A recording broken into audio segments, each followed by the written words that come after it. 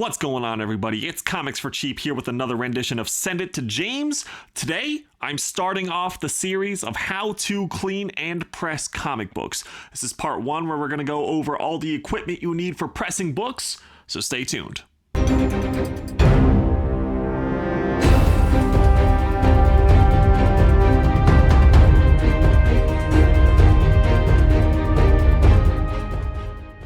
Alright guys, like I said, this is going to be a multi-part series. I'm not sure how many, and I'm going to, of course, always add to it with little tips and tricks here and there. But I know I had a lot of interest in how to clean and press books, and I consider myself somewhat decent at doing so. Before we go any further, hit that like button, subscribe so you don't miss any future content, you know, all that usual nonsense. And also, if you have any questions or you need someone to clean and press your comics, I do that. Hit me up on Instagram at Comics for Cheap. That is going to be in the description, as well as the link to my merchandise and apparel store. Okay, anyways, so this video here, I'm going to talk to you guys about the equipment that you need for the pressing part. I will have a video for the equipment that you need for the cleaning part, as well as starting to get into the how-tos for cleaning and pressing all the way down. I'm not going to leave any secrets out. This is something that any of you guys can do. A lot of you guys have been messaging me about this particular type of video, which is cool. And if you guys want to learn how to do it yourself, this is how you're going to do it. But again, it is a lot of information. You can't just buy a machine and think that that's it. Like the next day you're a pressing god. It does take some time. It does take some instruction. And I am constantly looking up videos and trying to learn from group chats and communities about how to get better and better every single day. So without further ado, let's bring you into the press room. All right, guys, we are in the press room now. And this is one of my 4, soon to be 5 machines that I have. I use the swivel digitally controlled heat presses. I like them a lot better than the clamshells. Here's why. Even though the clamshells, yes, are a sturdier machine, less likely to break, that kind of stuff, I feel like the swivel machines actually give a more even press. Which I think is important. So there are big clamshell ones. You'll see people try to do 2 at a time in a clamshell or just whatever in a clamshell. But especially with modern books, I think that a more even press goes to these bad boys right here, the swivel away presses. So obviously, if you're going to start cleaning and pressing books, you need a press machine. Boom, that's the one here. When you get it in, this is very important, you need to be able to sand down the plates. That way there's no bumps, no anything from when it comes in from the manufacturer. You want a nice, smooth, even surface. So you're going to need sandpaper to be able to sand it down, okay? Most of them will come with, you see the little rubber mat. You're going to keep that rubber mat, but you are going to get rid of that other little foamy thing that comes with it. Most of them come with like a little foamy thing too, so get rid of that. What else are you guys going to need? You're going to need Teflon sheets or heat transfer paper. I like just the regular old Teflon sheets. I think they work the best for me. So you definitely need Teflon sheets, right?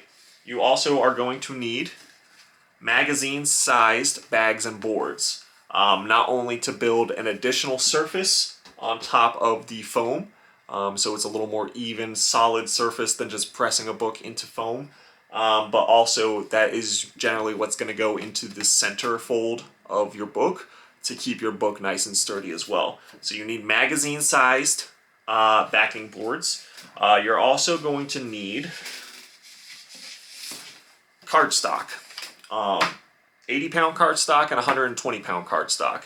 I'll explain why you would need both types in more detail in the future, but basically sometimes you need the 80-pound cardstock to go in between the first page and the cover, as well as the back page and the back cover, and then sometimes you need the 120-pound to block off certain things that are in the book when you're pressing it. But you do need both, so you need cardstock of both like 80-pound and 120-pound.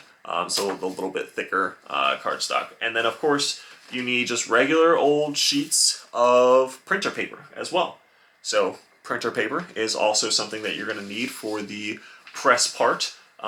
Generally, you use printer paper with more delicate books, modern books, thinner books, that kind of thing, that can't handle having cardstock as part of the sandwich. And then lastly, I use a steamer as well for some of my books to add a little bit of humidity and moisture before pressing. So I just use like a laundry steamer, as you can see here.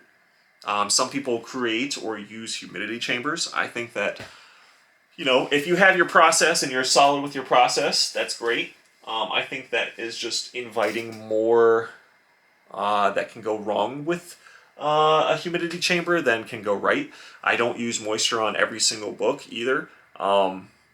It's just it's a case-by-case basis about how old the book is, how many defects are in the book, that kind of thing. So you do have to be careful when adding a moisture part of the pressing, because there is a lot that can go right or wrong when doing so. But I don't personally use a humidity chamber. Also, maybe some other people have different kinds of setups than what I use, different presses, different things, different, you know, instead of maybe parchment paper or heat transfer paper instead of Teflon sheets, stuff like that. You really want to find a method that works best with you, which is why I suggest doing a lot of practice with a lot of different dollar books before really going into doing your books that you're trying to do for submission, or your high grade books, or what, you know, your valuable books that you don't want to ruin and keep in your collection or sell or anything like that.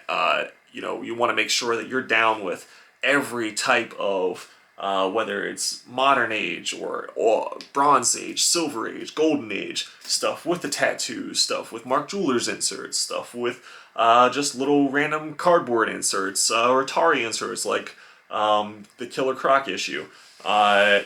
So there's a lot of, or you know, Jason Todd Killer Croc. So there's a lot of stuff that you need to practice with, and I will go into more detail in concern to the different methods and everything. But that is everything that you're going to need from a pressing standpoint. All right, so that was a little look inside of my pressing room. Again, the next video I'm going to be going over all the materials you need for cleaning books, and then we'll start getting into the actual process of cleaning and pressing books. If you enjoyed the video, please like, subscribe, you know, all that usual nonsense. Leave questions that you may have in the comment section below, and I will review them and hopefully incorporate them into future videos to be able to answer your questions in a lot more detail. This was more of an introduction video than anything else. So hope you guys enjoyed. As always, stay villainous.